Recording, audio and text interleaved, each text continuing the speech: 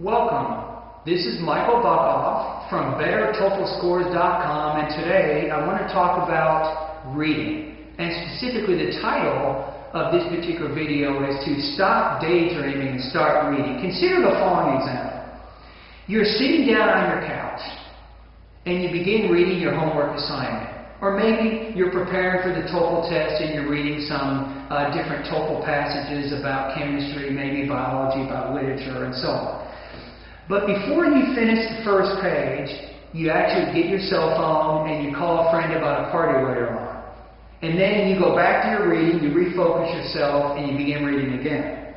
However, since you can't remember what you just read, you start reading from the top of the page again.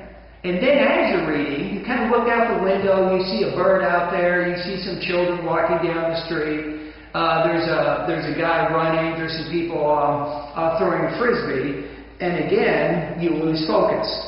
So, you start reading the page again for the third time from the top. And as you begin reading this third time, you start thinking about the donuts that you have in the kitchen. You go, wow, I'm hungry.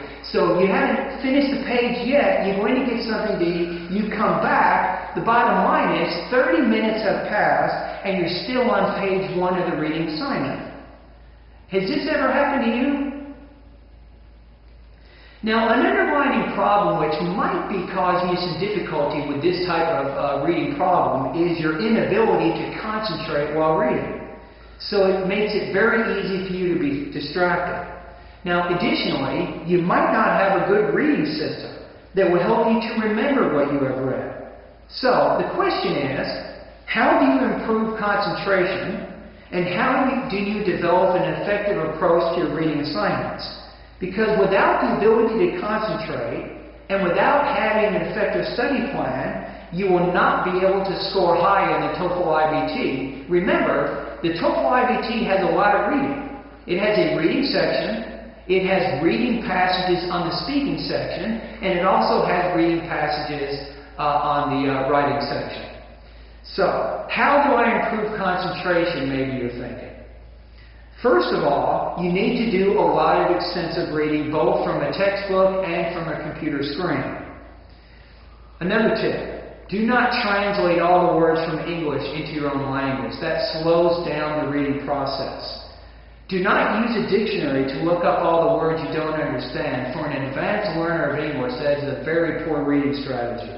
Again, do not read slowly. Do not translate each word. Your goal here is to think in English, to understand words in English. So if you see a word you don't know, look up the word or break it into smaller English words. Remember, don't try to understand all the words on a page. That's not your goal. Your goal is to get the main ideas of what you're reading and then the critical supporting points to that main idea. And also, do not approach every reading assignment the same way. For example, you don't read a newspaper the same way you read a textbook.